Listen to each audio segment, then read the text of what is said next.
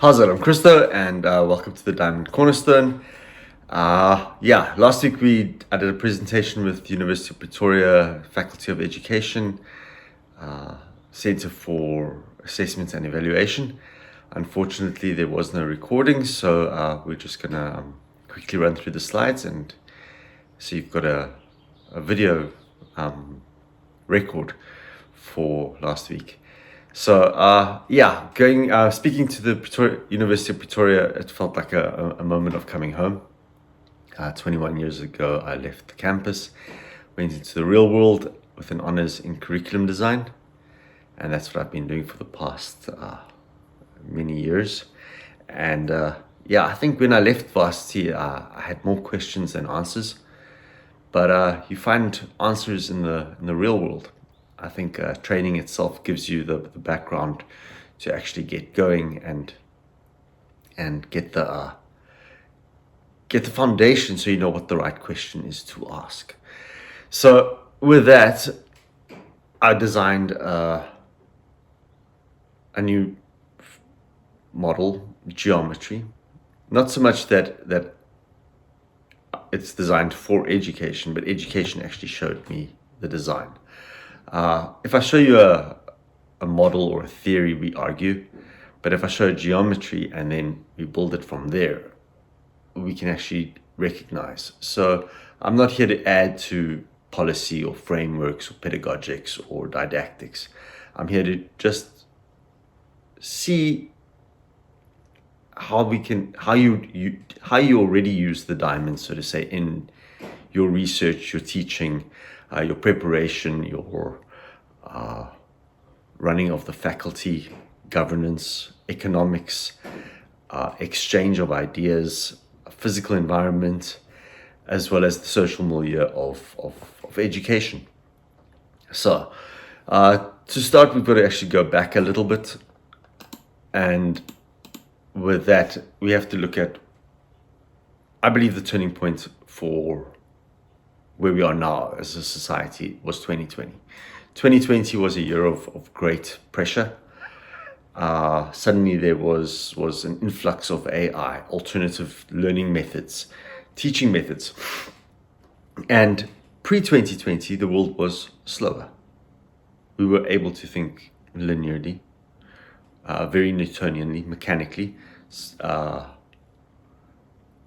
post-2020, suddenly everything's more dynamic, more interconnected, more relationship, more decentralized, actually. And with this, we actually have two diamonds running on the same operating system.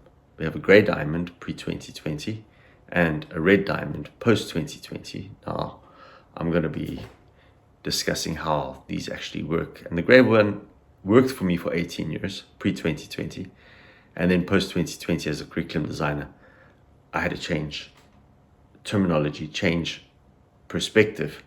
And I think this can actually help with students and learners that we are preparing for the real world.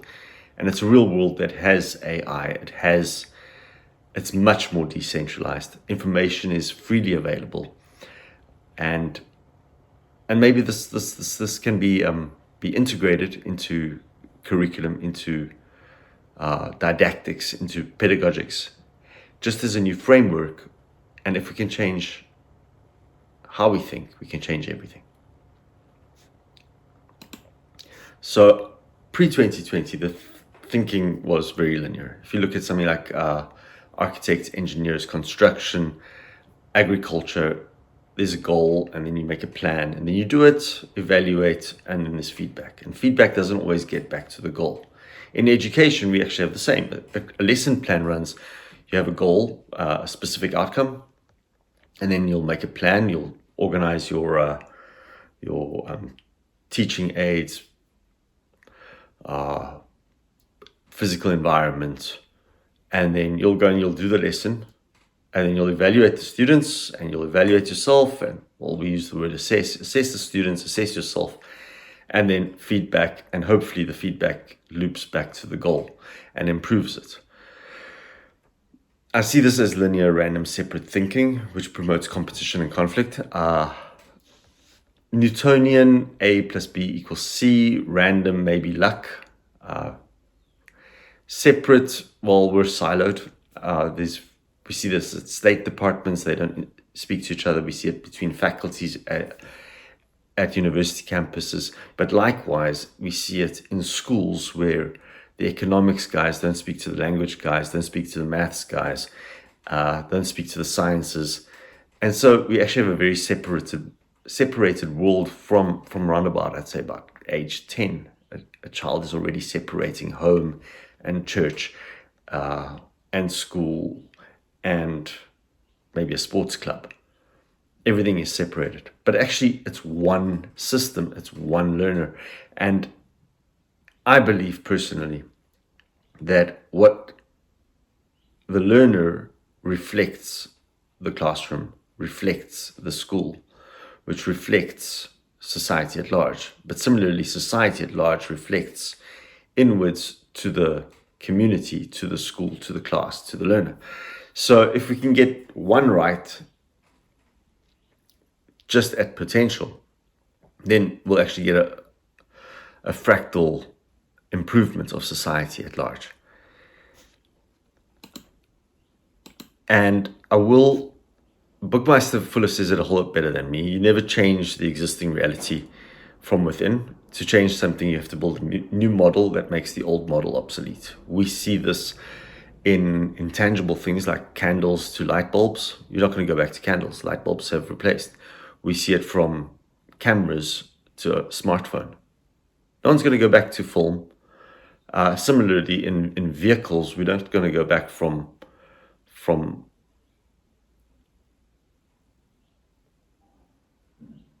an engine car back to a horse and buggy.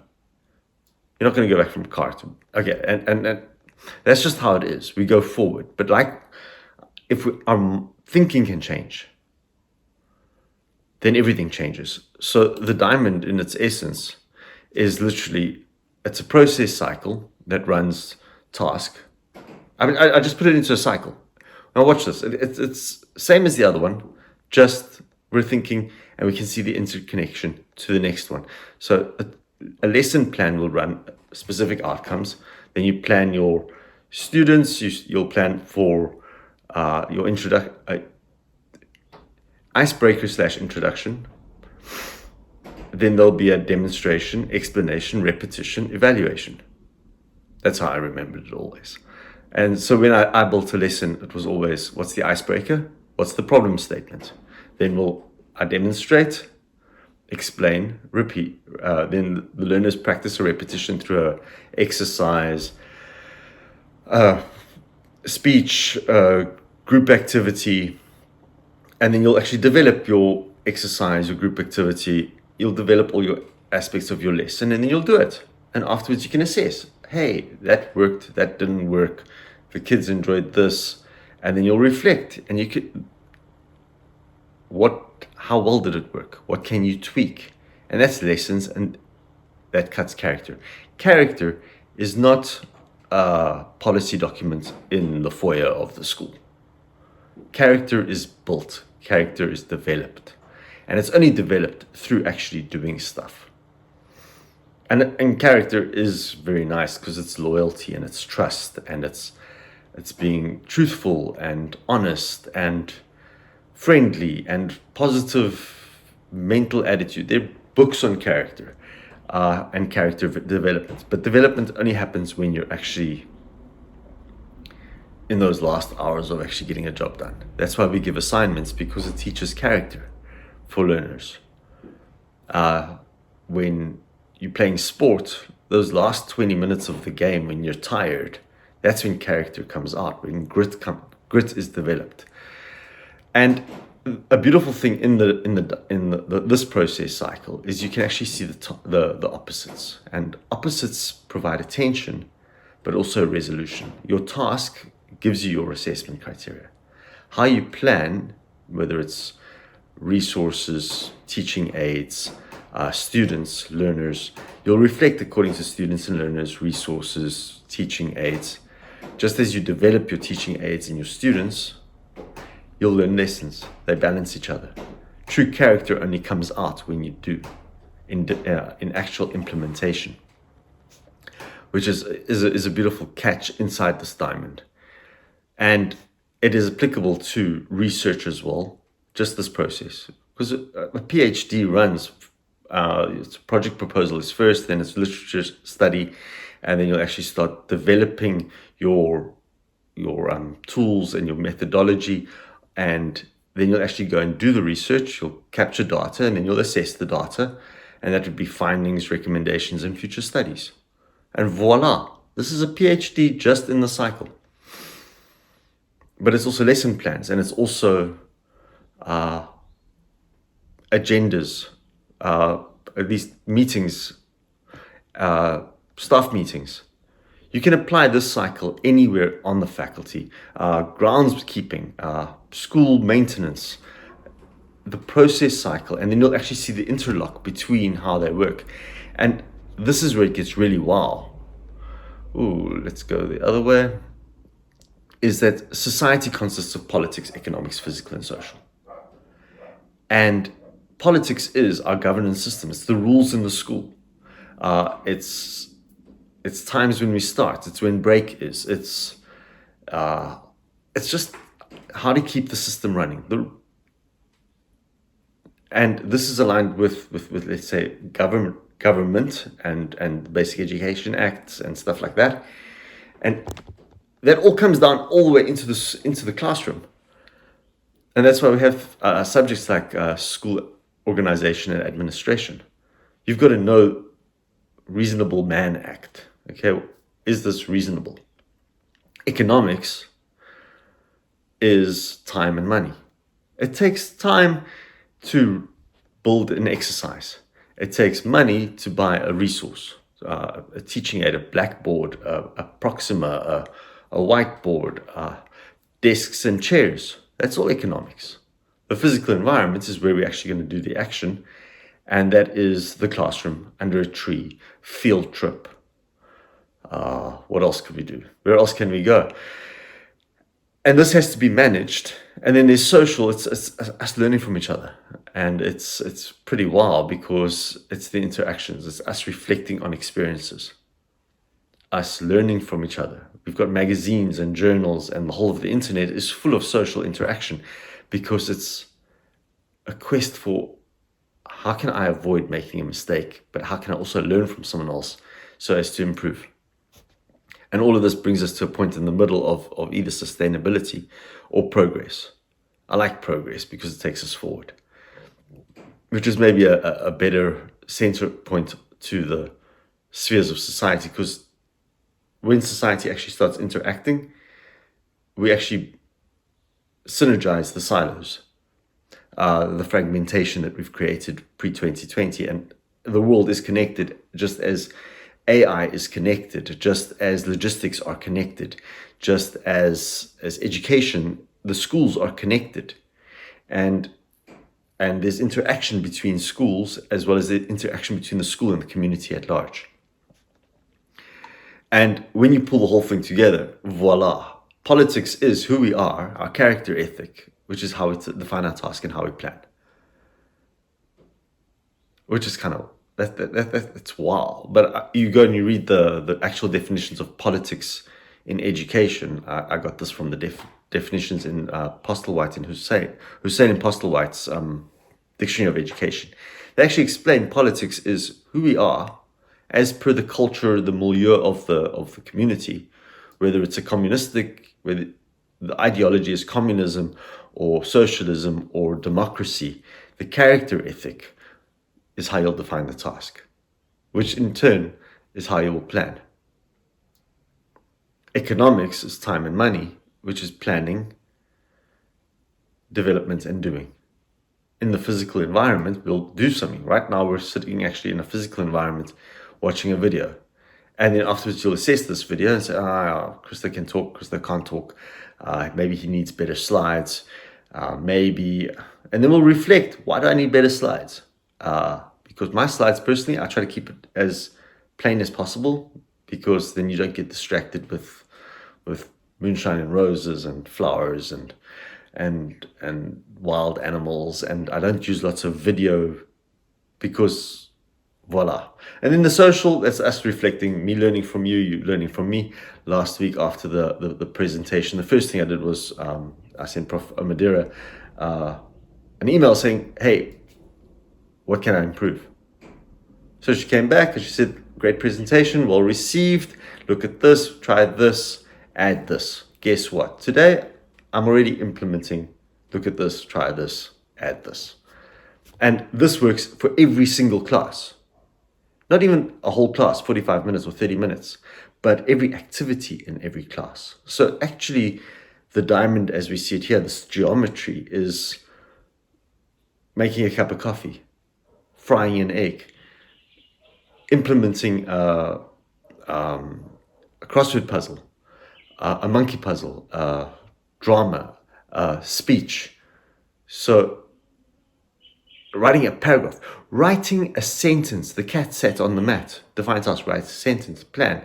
Okay, we need a subject, we need a verb, we need a predicate. Okay, develop it. What subject could we take? And then you do it. The cat sat on the mat. Subject, cat, predicate, mat, sat. Verb is sat. Then we assessed it. It's a great sentence. It's a good sentence. We can improve it. Now we'll reflect. Why don't we add adjectives? The black cat sat on the red mat. The black and white cat. The brinjal cat.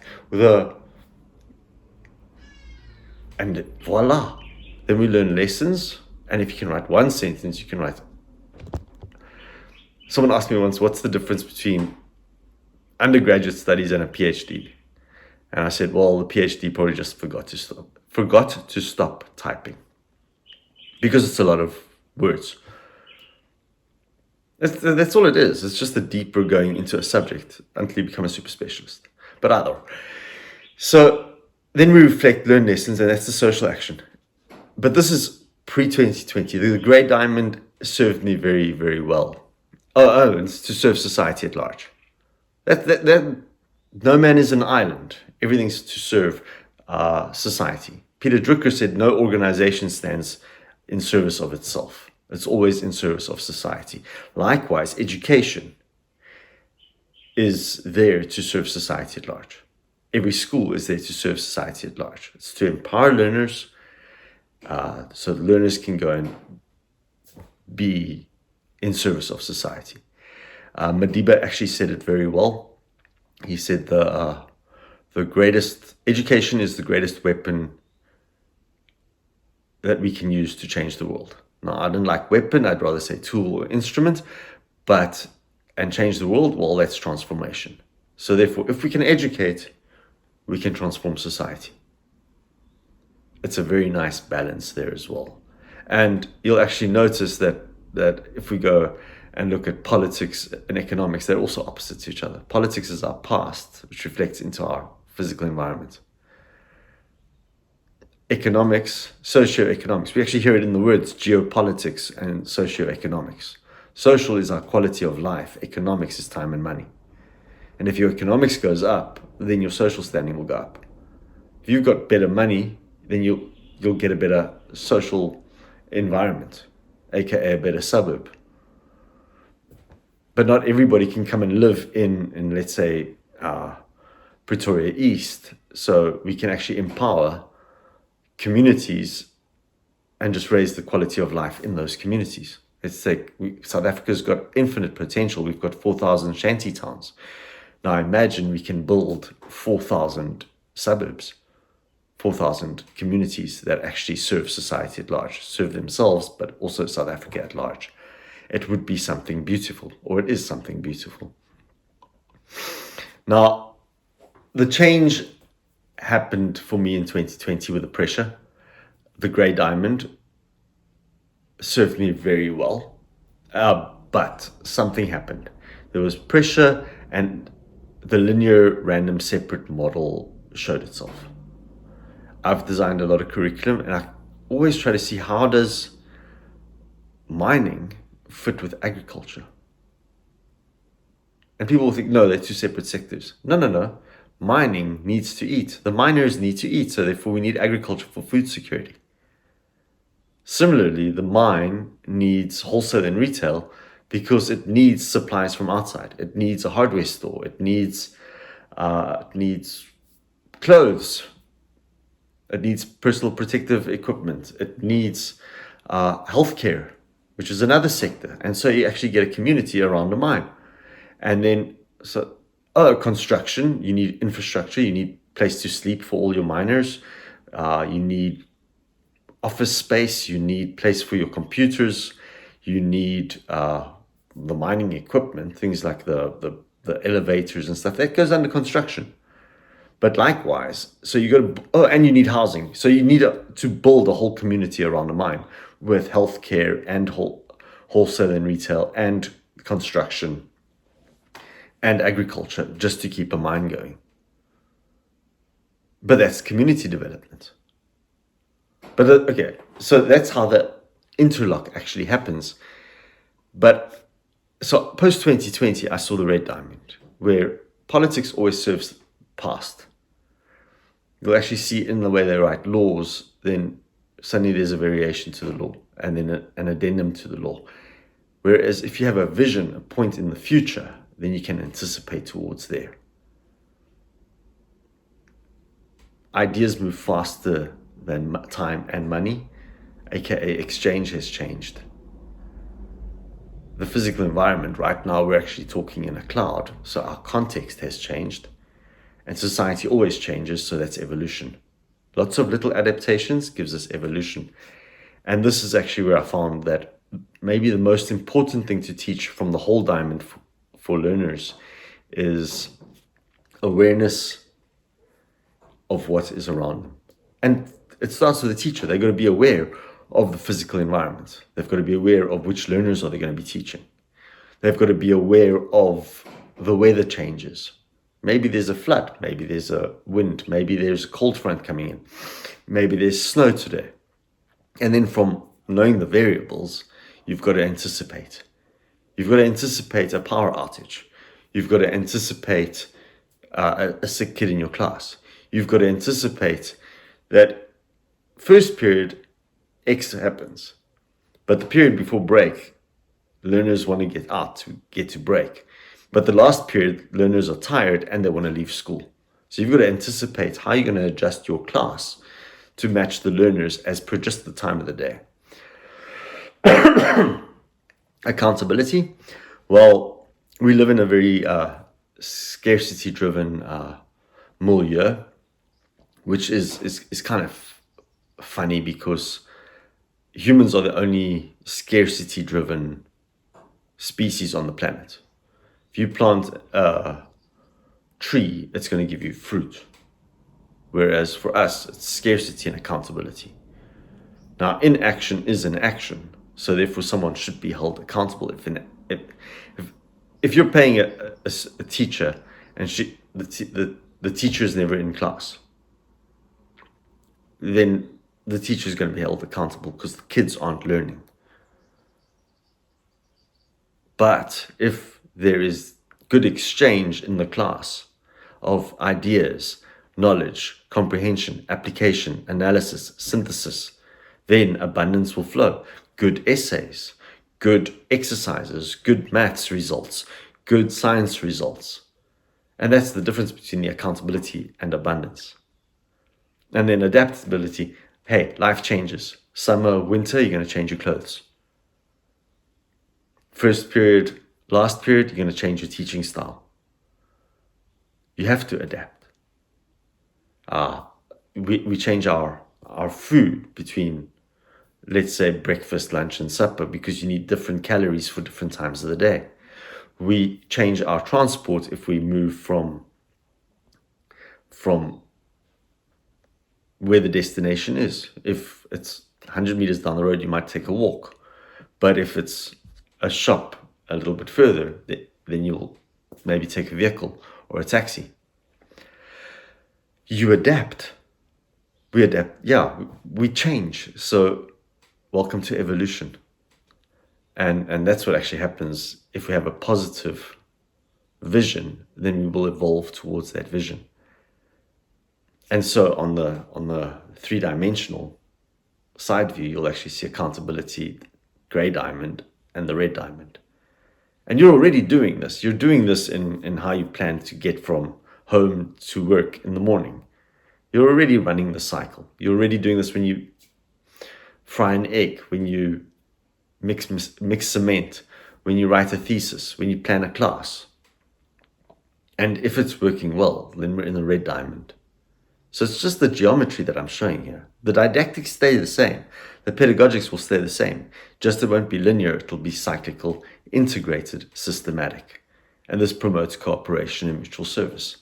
Because everybody wins. It's an infinite game. As opposed to a gray finite game where there has to be a winner and a loser. Okay, so let's get into curriculum studies. Curriculum it's a beautiful word. It means racetrack. But a curriculum, if you think about it, something like Grand Prix. There are multiple races to show us the whole curriculum or the whole season. So therefore, a curriculum is literally a collective noun for lessons, for lesson plans, for implemented lessons. And then how those curriculums or lessons interlock with other subject fields. And that becomes the curriculum. So a grade 8 curriculum would consist of learning fields, but these learning fields actually support each other. You need languages to read a story sum, but you need maths to do science, which is really cool actually to see the interlocks. Because, okay, so now keeping it to the diamond, politics is theory and knowledge. What do we know? What can be taught? And then through process, we plan, develop, and do. It's a process. And that'll give you a product. And the product will be a test, an essay, speech, a model, a diagram. And then through practice, and that's what praxis is, it's just the repetition of the process. And this is the process cycle in curriculum studies. And bringing it to assessment and evaluation, same process cycle always, but it's not going to start at the task. It'll start closer to the assessment, where you actually get a diagnostic assessment. That first day in class where all the kids have just got back from holiday and the teacher says, write me an essay, a 1-page essay on your holiday. And all the kids but it's a diagnostic, because immediately the facilitator can see word choice, vocabulary, sentence structures. Can they break into paragraphs? And with that, she gets an idea of what's the level of these learners. And so she can define her task, pick the right specific outcome for the right level to take the learners forward.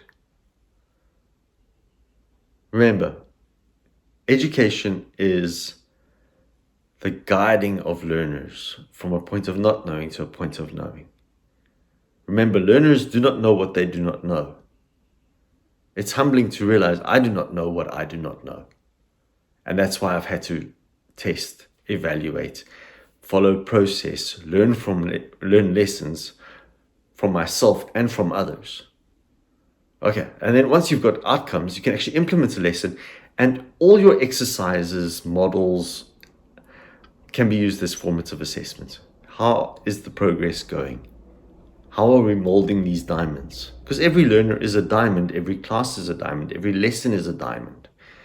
And so you actually get constellations of diamonds. And then a summative assessment naturally is the end year product, which is actually the diagnostic assessment for the next learning phase.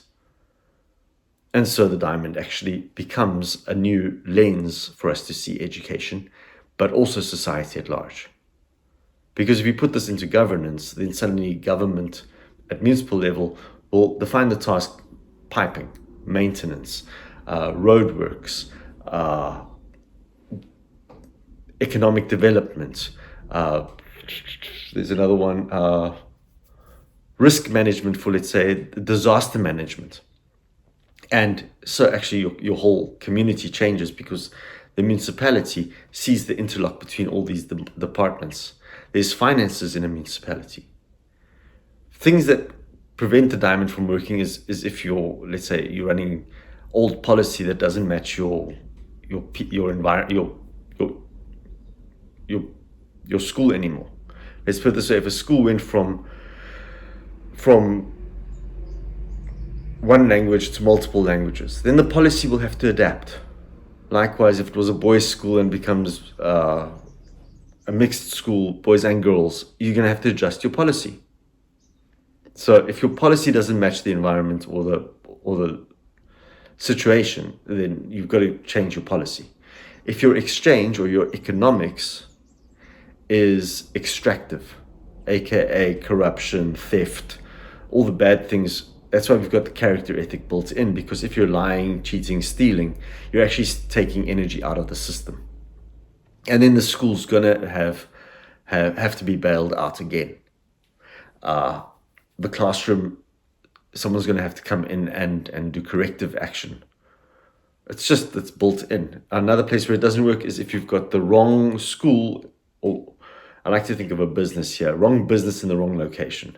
Okay, if you've got a school in a retirement village, there's just not going to be learners. Okay, so that's not going to work. It's likewise if you put an ice cream stall on the South Pole. Firstly, there are no feet to support your business, but selling ice to Eskimos, well, that's really difficult. And then socially, obviously,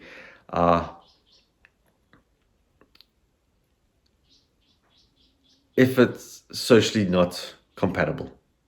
Okay, socioeconomics. Another thing with social is if we're stuck in tradition. If you're not prepared to change, prepared to evolve, then the diamond actually also doesn't work. Because evolution is quality improvement, and the only way you can improve quality is through reflections, lessons learned, and character development. You'll actually see it in research. Qualitative studies are always very reflective, very lessons orientated. You were here, what did you learn? And you'll actually see the social sciences, things like psychology, languages, social sciences. It's actually funny. They're all about how did the people perceive this? How can we improve it? Which is pretty wild. Okay, now going back to the beginning with the linear thinking systems. Linear thinking gives us hierarchy, and hierarchy you'll see is actually very fragile. But unfortunately, for the past 4,000 years, we unconsciously drop things into hierarchy. And it's because our leadership runs from the pharaohs, there was a hierarchy. From the kings of Europe, the monarchs, there's a hierarchy. The emperor in China, hierarchy. The Khans in the Mongols, hierarchy. Persia, hierarchy. Old Israel, hierarchy with Saul and David and Solomon. Alexander the Great and the Roman Caesars, all hierarchy. So maybe if we change the hierarchy, because everybody thinks physiological needs are most important.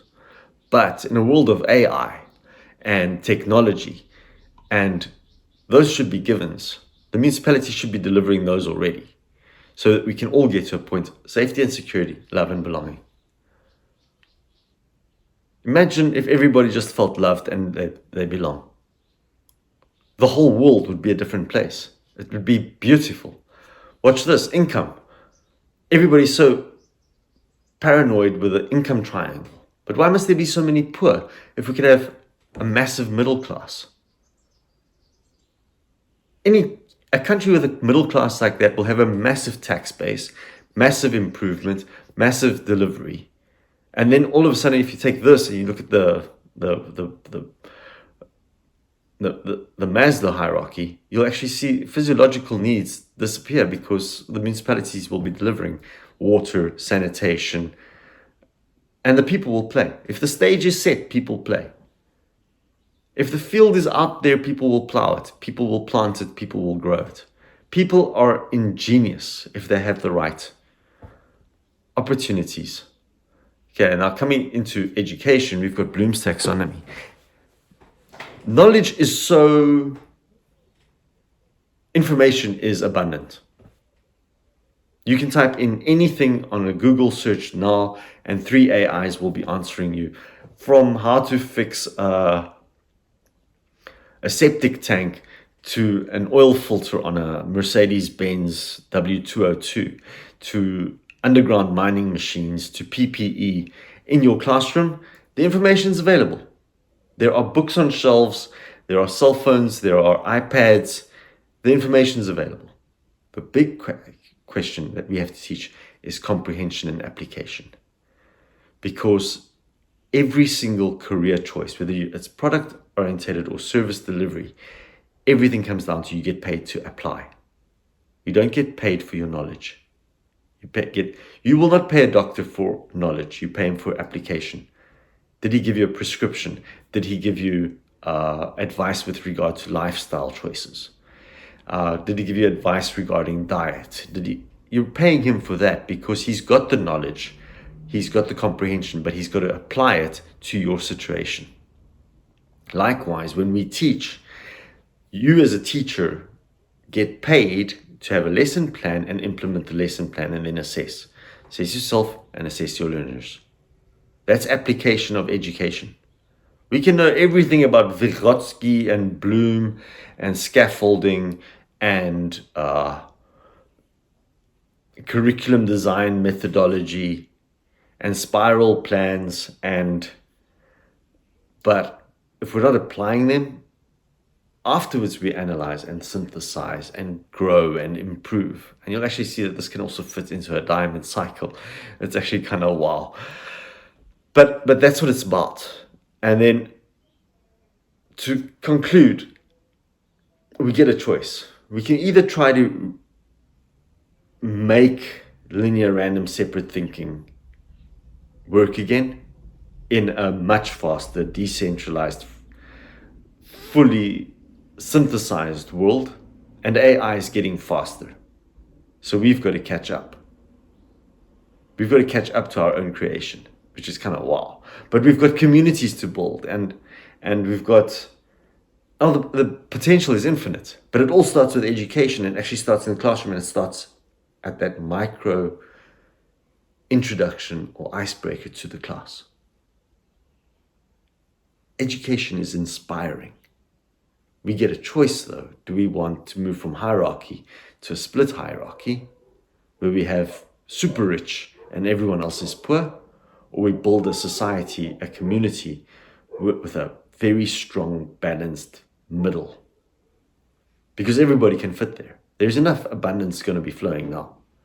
We're in a world of AI and technology and resources. And look, the ideas for the next, we've got to prepare learners for a whole new world of ideas. A whole lot more information overload or overwhelm. And this is how I recommend we make it a diamond. We take the geometry from our smallest things to our largest things. And so it can actually, the diamond can work for the mundane to the extraordinary. And it's our choice how we wish to see it. And voila. Education is the golden thread for transformation with regard to governance. And now we can talk national government, we can talk local government, we can talk school governance, we can talk class management, organization and administration. There's energy and resources. There's energy and resources in the classroom, teaching aids, blackboards, what else have we got?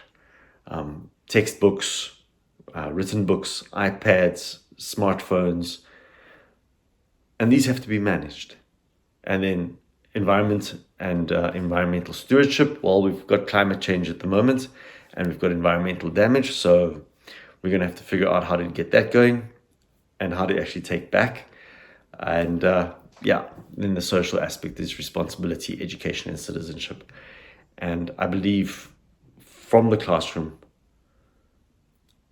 to countries, to the international stage, this can actually be a phenomenal new perspective or model to unlock diamonds, unlock potential.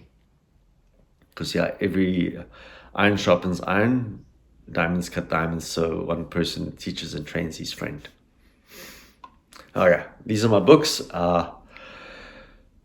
My personal hope and I suppose wish is that these get prescribed as